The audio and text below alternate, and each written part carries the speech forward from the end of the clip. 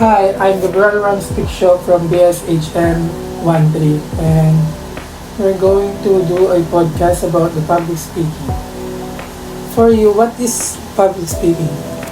Well, for me, public speaking is art of communication where you can share your knowledge to others, especially in front of many people, and it can be done online and even face to face. Ikaw. For me, public speaking is sharing my ideas clearly and connecting to the students, especially for me, I'm a teacher.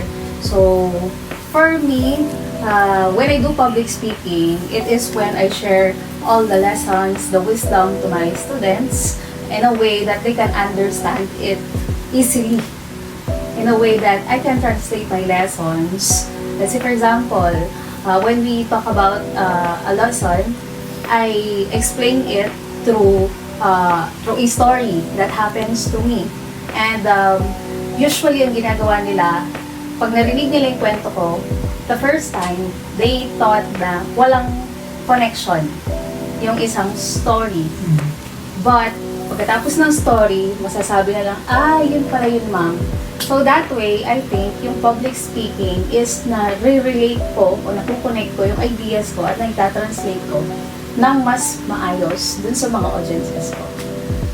Para sa akin naman, yung pagka naririnig ko yung public speaking, unang pumapasok sa utak ko, yung public speaking is very powerful na platform para makapag-influence ng ideas and mga kasi yung pagka sinabing public speaking, maraming nakikinig and dahil doon marami kang may influence at may inganyo na maniwala or makinig sa sasabihin mo.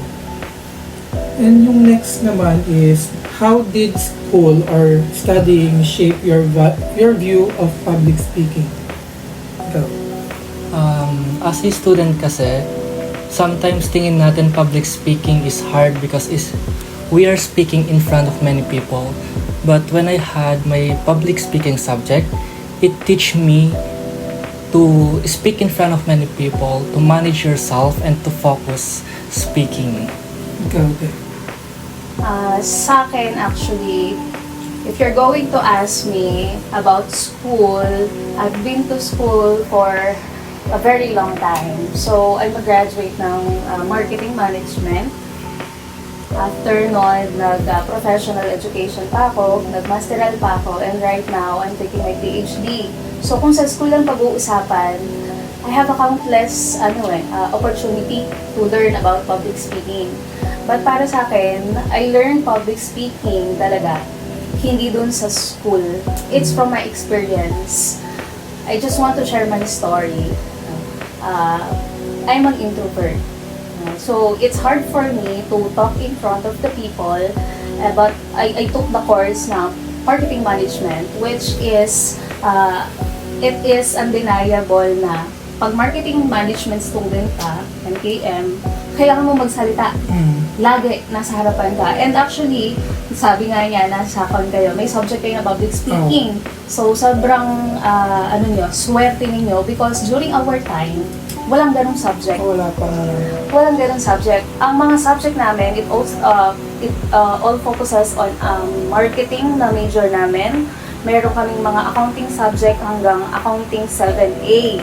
So, wala talaga akong maalala na subject about public speaking. Malagi-lagi merong Rizal, literature, pero wala tungkol dyan.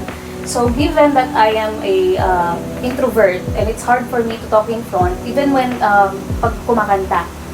So, mahilig akong kumanta, but it's hard for me to sing sa harapan ng maraming tao. That's why I took the courage na mag-take ng marketing student.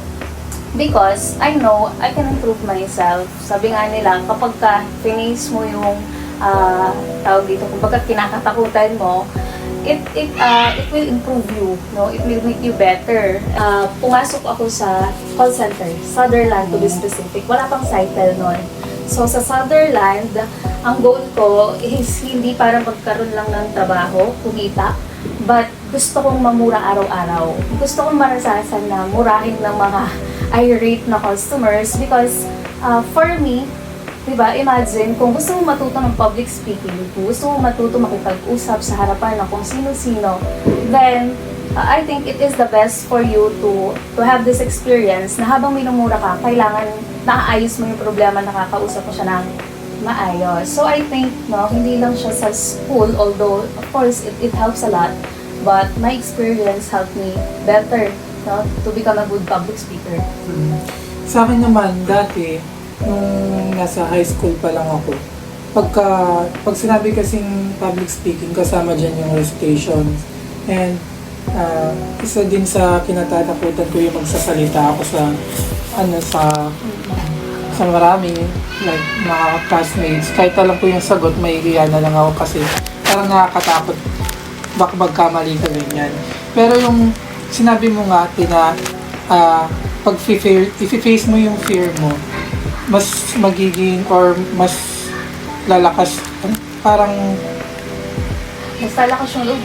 mas lalakas, mas gagaling tayo. Tapos nun, nung pumasok sa mindset ko yun, ngayong college, parang anytime na may recitation, titake ko yung chance na yun para mag-recite ako. Tapos yun, ewan ko, nung time na ganun na yung mindset ko, parang masarap din sa feeling na yung confidence ko rin parang nagbo-boost din dahil doon. Yun din yung view na shape ng school, yung view ko sa public speaking. Where does public speaking show in real life? Para sa'yo. Gaya ng mga nasabi natin, I think public speaking is everywhere, just like in school or even small group of conversation like this. And my only advice is that we must always utilize public speaking in a way na we can teach others positively and we can share our advocacies. Good. Yeah, tama naman siya, no? Public speaking is literally everywhere. So, para sa akin, lalo na bilang isang guro, no? Ang mga students ko are already, teenagers. Usually, 17 to 18 years old. Sometimes meron akong 20 years old, 21 years old. And believe it or not, maybe mga 80% of them, public school kami, don't know how to speak in front. Some of them, nanginginig pa. Nangangatog pag nagsasalita. Napakasimple lang na gagawin. Nahihirapan sila. And sa akin, sabi nga niya, meron siyang sinasabi na suggestion ko lang, advice ko lang. So for me as a teacher, may advice sana and suggestions, no? And I think yung gusto kong mangyari as a good public speaker is to lead them, to educate them. Gusto ko silang mahawa. That's why I always tell my story na kung kaya ko, kaya niyo din, especially for those people na extrovert na eh. Kumbaga, naturally na sa kanila na kaya nilang makipag-usap sa iba. What more pa sa ating mga introverts na it's really hard for us, no? I always feel, until now, introvert, sabi ko nga, ang public speaking is a skill, not a personality. So not because you are a introvert, it doesn't mean that you cannot speak. Lagi ko naririnig yung salita, talaga, introvert ka, di ba teacher ka? No, because public speaking is a skill, hindi ko siya personality. So sometimes we feel like introverts, kung nakaka-relate yung introvert kayo, gusto mong mag-start ng conversation, pero ang ano ko nga dun parang gusto kong isuka yung words pero hindi ko mailabas-labas. Walang lumalabas kasi patay na yung social battery ko. But always remember this, ako mas matanda ako sa inyo na yung public speaking, lagi siyang nandyan and forever natin siyang kailangan. And sana may natutunan kayo about sa public speaking sa podcast na to. And that's all. Bye-bye!